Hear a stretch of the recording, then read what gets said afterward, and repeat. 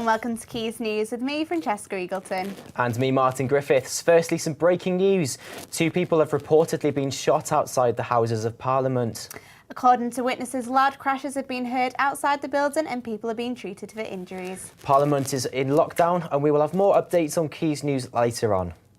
But our main story for today, the council has released plans to blur the lines between Salford and Manchester in a new gateway development. The new Bailey site is set to completely change transport in the area. Charles Creasy reports. Council bosses have revealed proposals to create a gateway development, merging infrastructure between Salford and Manchester.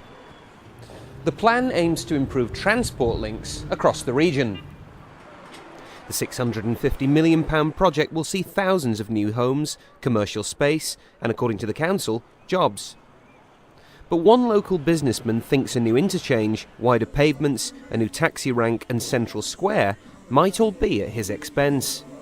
I think there's a lot more money to be produced from Manchester because it's a big city, it's up and coming, but at the same time it means everyone else is getting pushed out slightly. So like Ancoats, I'm from Ancoats, I live up Ancoats.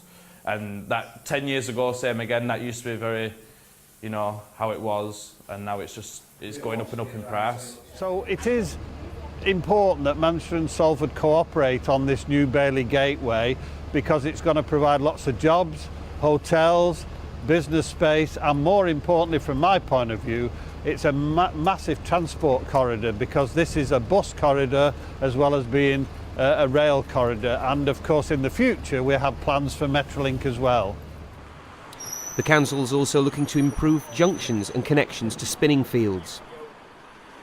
With £1 million from the English Cities Fund and £1 million from Section 106 payments, the face of the conurbation is set to change forever. Charles Creasy, Quays News. Today is the annual World Water Day with this year's theme, Why Waste Water? It's raising the importance of clean water. Nicola Bartoshova went to find out more.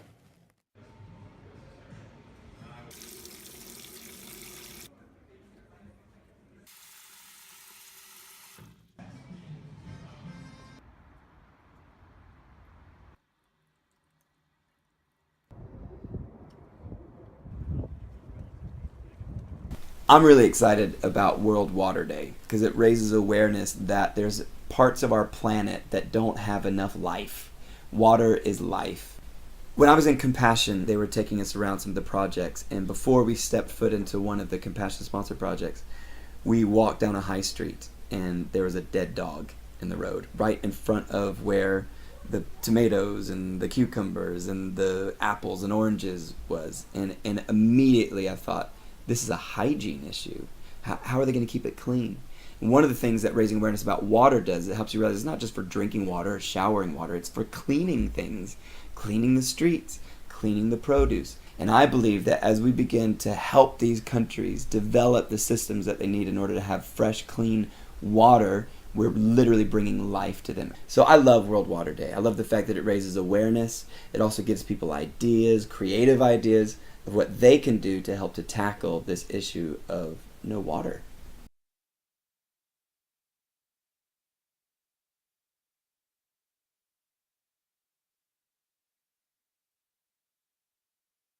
World Water Day on 22nd of March every year is about taking action to tackle the water crisis. The Sustainable Development Goals launched in 2015 include a target that ensures that everyone has access to safe water by 2030.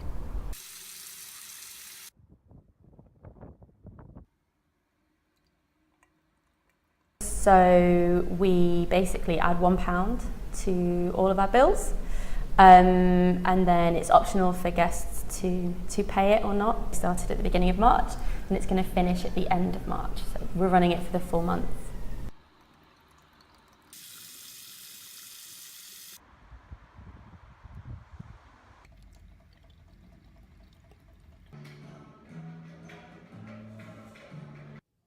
We apologise for those sound difficulties. Now, Ancoats has been named the coolest place to live in the UK by a Times poll. The question is, where did it all go right? Our reporter Sam Ard went to find out. Welcome to the Manchester suburb Ancoats, now officially one of the coolest places to live in the UK. This trendy district is located on the other side of the Northern Quarter. It's home to many Japanese restaurants and artisan coffee houses, and now it's been voted one of the coolest places to live in the UK in a poll by the Times. Ancoats is home to many businesses, but what do some of the business owners think of the new accolade for Ancoats? I mean, I love it here. I think it's great, and to be honest, I think it may well have been voted purely on its potential, because I do think in a year, maybe 2 years, this place is going to change dramatically. You can already kind of hear the construction and see it as well. There's 4 or 5 buildings going up to kind of finish off this grid. It's got so much history. There's a real ethos of independent businesses and food and drink in particular. So I think it's a really nice place it will be a really, really nice place, and it'll become, I think it has the potential to become a really, really cool place. Whether that's now, I'm not entirely sure, but like I say, I think it's been voted on the potential. In overall, I'm quite surprised, because there isn't really that much of a place to go to in Ancoats, really. But it started to build up though, all the like new houses and apartments and stuff like that. It's clear that Ancoats isn't quite the finished product yet. However, in a few years, it may just have reached the top of the Sunday Times call list. Between now and then, the construction on making Ancoats even better continues. Samad, Quays News. Now, Get Out is a new comedy horror film making waves in the US and now in the UK. Directed by comedian Jordan Peele, the film has been a hit with critics. Our very own film critic Jamal Niaz joined us earlier. So you guys coming up from the city? Yeah, we're just heading up for the weekend. Can I see your license, please? He wasn't driving. I didn't ask who was driving. I asked to see his ID. Call me Dean and you hug me, my man. So how long has this been going on, this thing? We hired Georgina and Walter to help care for my parents. When they died, I couldn't bear to let them go.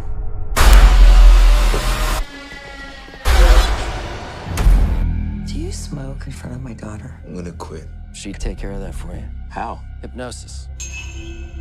I'm good, actually. So, welcome, Jamal. Obviously, you've been to see a film called Get Out in the cinema. So just tell me a little bit about this film. So the film follows an African-American man who is in a relationship with a white woman, and he's anxious about going and meeting her parents, and when he does go and meet her parents, obviously, as you've seen in the trailers, it doesn't go as planned. Mm-hmm.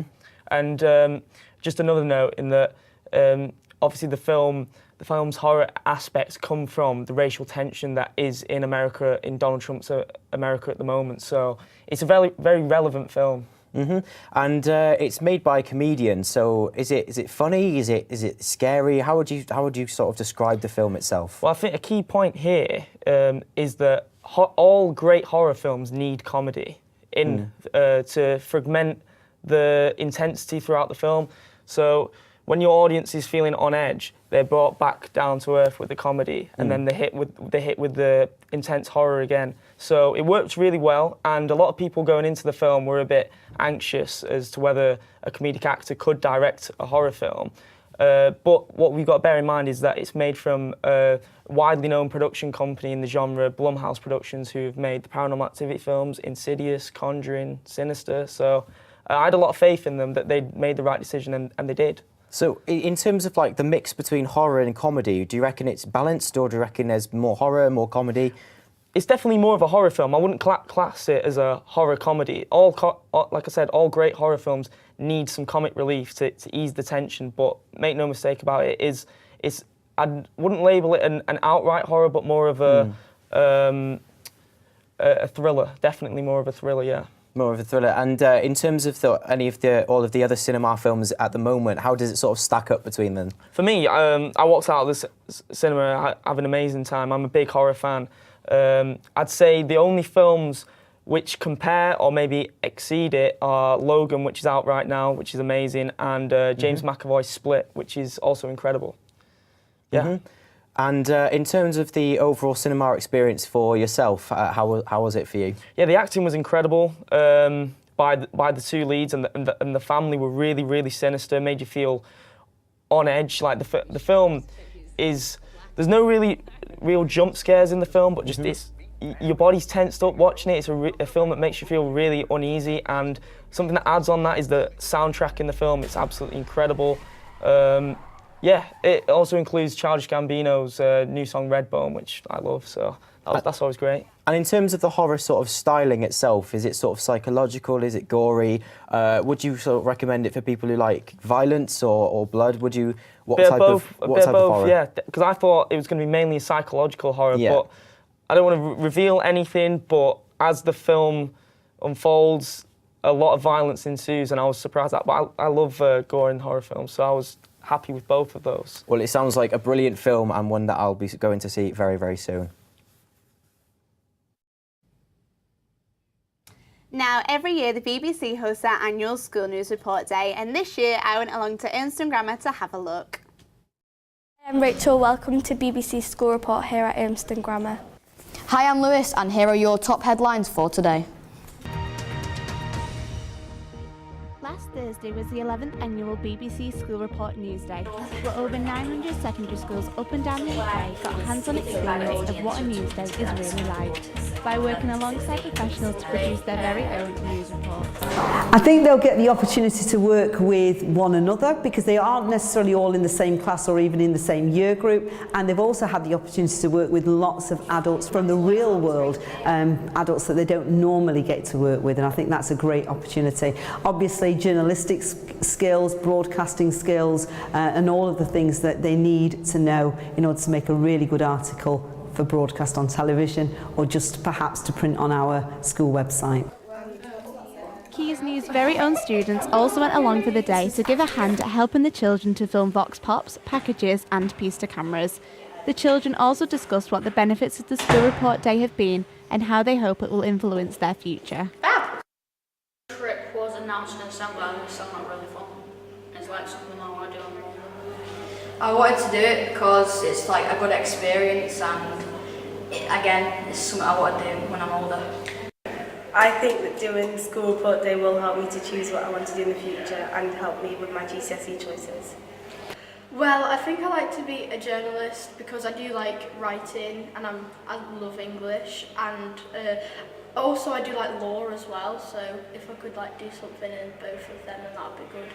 And do you think today will affect the choices that you pick for subjects? It's been a really busy day here at Ermston Grammar School for these students who spent their morning creating a TV bulletin and online articles, all for BBC School Report Day. Watch this space, these could be our budding journalists of the future. Francesca Eagleton, reporting from BBC News.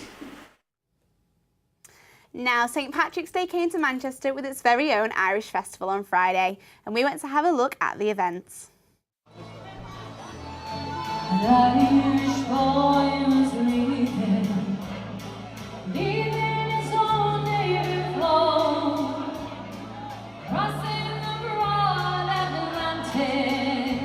We're celebrating our National Day, and we want everybody else to celebrate it along with us.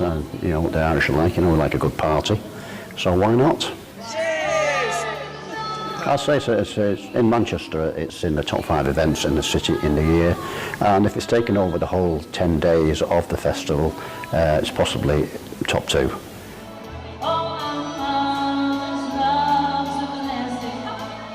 After a few years of just spectating, we thought this year would be a really great time to try and get involved, help them out, because they've helped us out a lot in terms of business.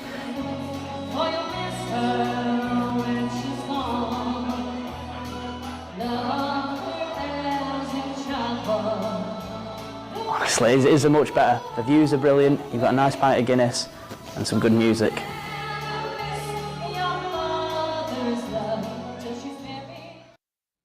We're currently being updated on the situation in Westminster. A Tory MP has confirmed that a police officer has been stabbed and the assailant shot outside Parliament. There are reports of further incidents in the area. You can keep up to date with this story on our Twitter @Quays News. That's all from us today. Thanks for watching. Goodbye. Goodbye.